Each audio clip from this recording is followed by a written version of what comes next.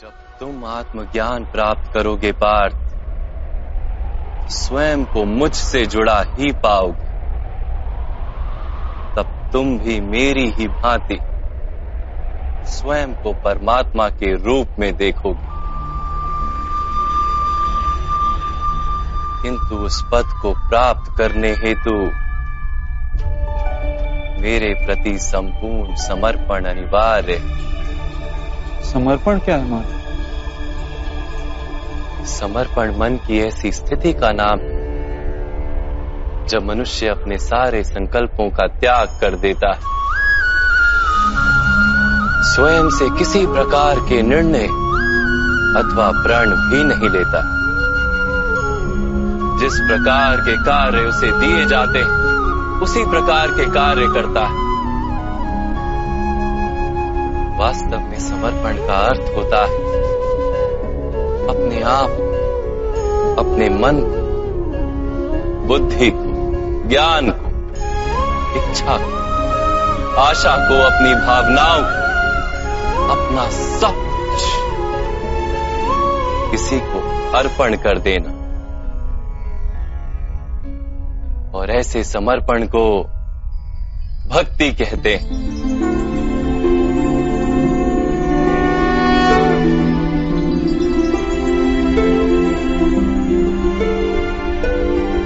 पत्नी का समर्पण पति की ओर, एक योद्धा का समर्पण सेनापति की ओर,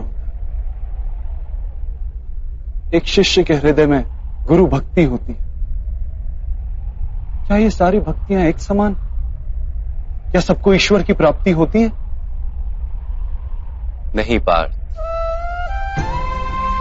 मनुष्य जिसके प्रति समर्पित होता है उसी के रूप में ढलने लगता है। उसके मन में कोई संदेह, कोई प्रश्न जन्म नहीं लेता। किसी दुष्ट के प्रति समर्पण उस मनुष्य के कार्यों को दूषित कर देता है।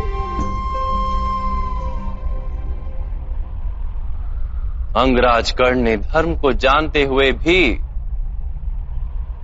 द्यूत सभा में पांचाली को अपशब्द कहे थे। जब 5-5 पुरुषों के साथ संबंध रखती है, वैश्या होती ऐसी स्त्रियां, वैश्या होती ऐसी स्त्रियां। उसका कारण था अंगराज का भ्राता दुर्योधन के प्रति समर्पण। इस युद्ध में उन्हें जो दंड मिलेगा वो किसी जन या जाति के लिए नहीं, अथवा एक दुष्ट के प्रति समर्पण के लिए उन्हें दंड मिलेगा। इसलिए हे धनंजय, समर्पण उत्तम के प्रति होना आवश्यक है। उसी से मनुष्य उत्तम बनता है। लोहे की माला से अपराधी बांधा जाता है, पीतल की माला से मंदिर के दीपक को बांधा जाता है, और सोने की माला को आभूषण बनाकर गले में धारण किया जाता है। पति भक्ति, स्वामी भक्ति, मित्र भक्ति, ऐसी अनेक भक्तियां होती हैं पार्थ, किंतु सबसे श्रेष्ठ भक्ति तो परमात्मा की भक्ति होती है।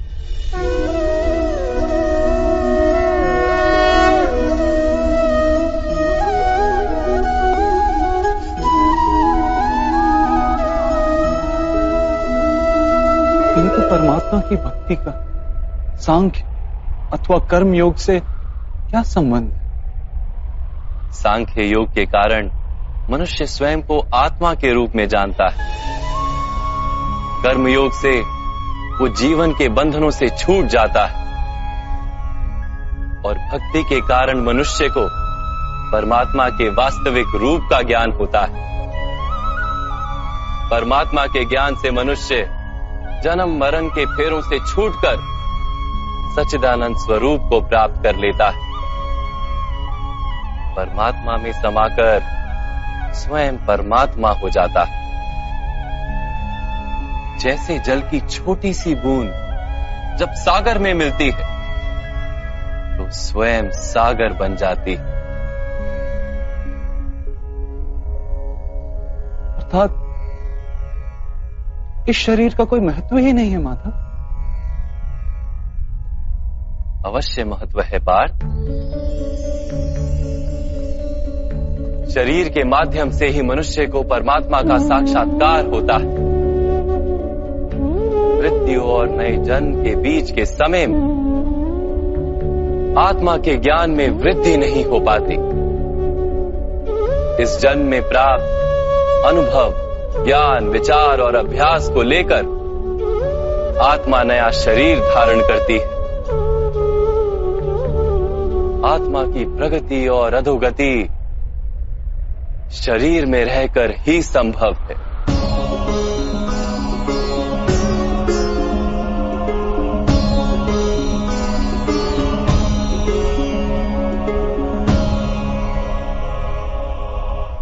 परंतु माधव, यहां उपस्थित व्यक्तियों का वध करके क्या हम उनके उद्धार की संभावना को नष्ट नहीं कर देंगे?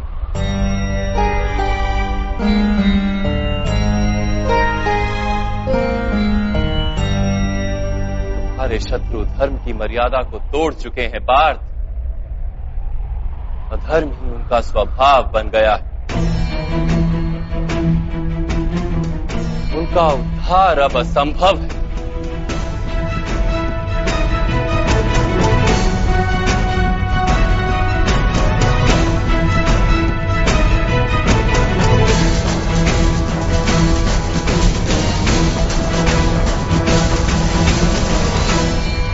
अपराधी को एक सीमा तक ही उद्धार का अवसर दिया जा सकता है। मैंने शिशुपाल के 99 अपराधों को क्षमा किया था, किंतु 100 अपराधों के पश्चात उसे दंड देना आवश्यक था। अपराधी को यदि अपराध करने दिया जाए तो उसका अधिक से अधिक पतन होता है।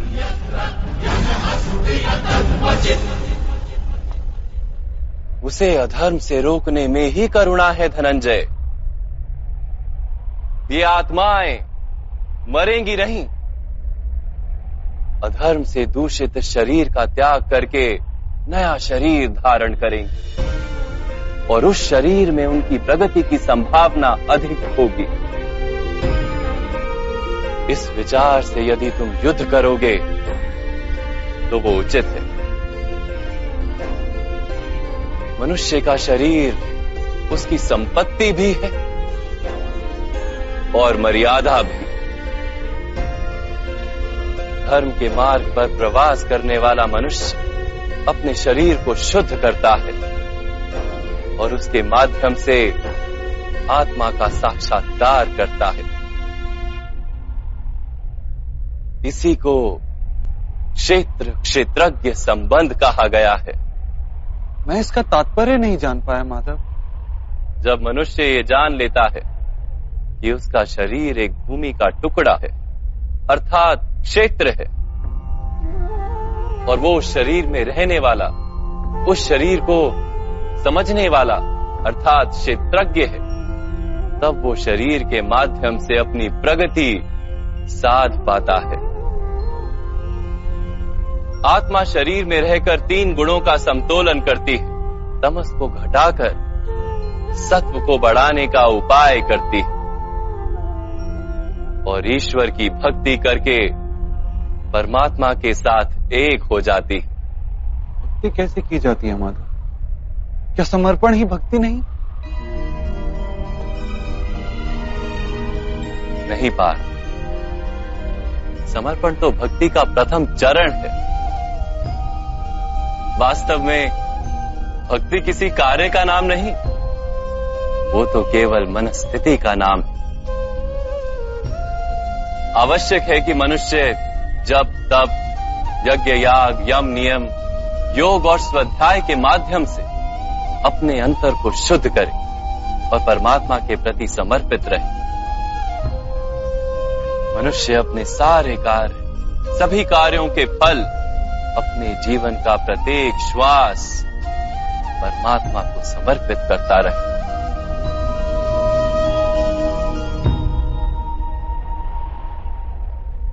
कि भक्ति केवल मन की स्थिति, तो जब तब आदि का क्या महत्व है माधव?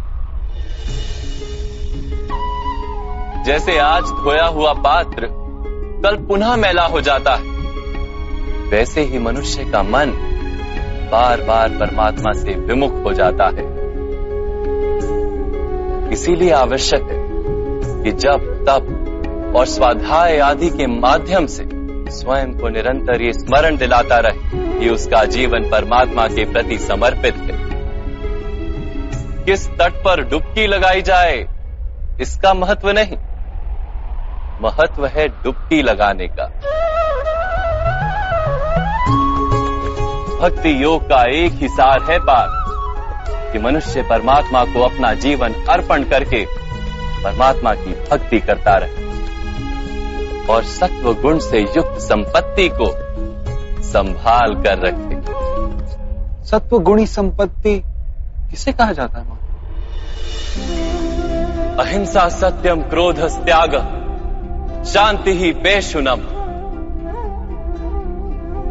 दया भूतेष्व लोलुप्त्वम मार्दवम वीर चापलम तेज क्षमा धृति शोचम द्रोहो नातिमानिता भवन्ति संपदम देवी अभिजातस्य भारत। बिना कारण तथा स्वार्थ के हेतु हिंसा करना अधर्म है पार।